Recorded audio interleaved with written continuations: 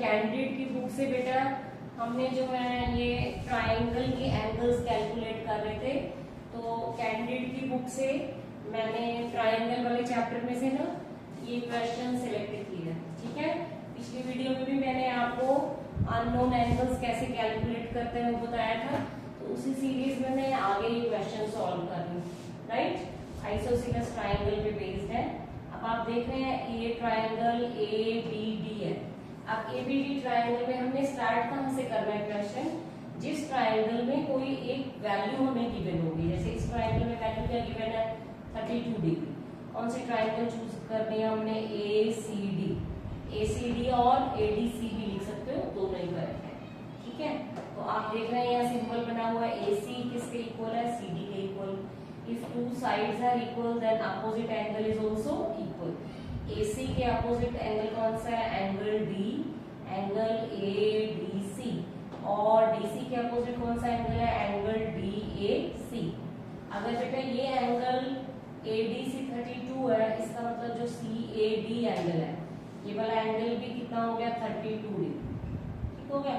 अब ट्राइंगल के 3 एंगल्स होते हैं, 2 एंगल्स को हमें ऑलरेडी पता लगे।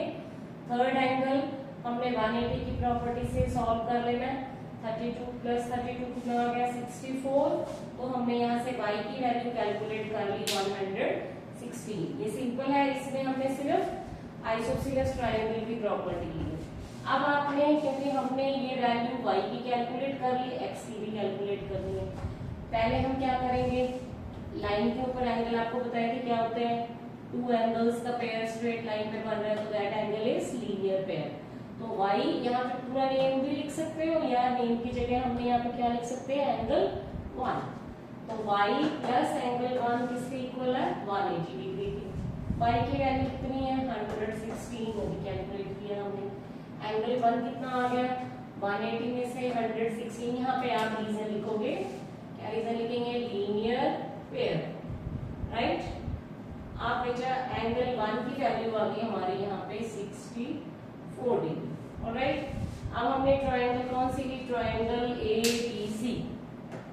इस ट्रायंगल में BC साइड किसके इक्वल है, AB के।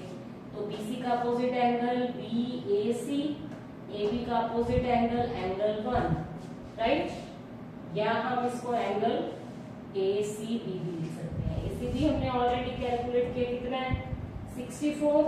इसका मतलब अगर ये 64 है तो ये एंगल भी कितना हो गया आपके पास 64 डिग्री, ठीक है।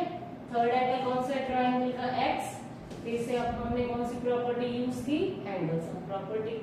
दो को ऐड किया, 64 प्लस 64 128, और x 180 में से क्या कर लिया माइनस, तो ये बेटा x की वैल्यू आ गई हमारी 52 डिग्री, ठीक है।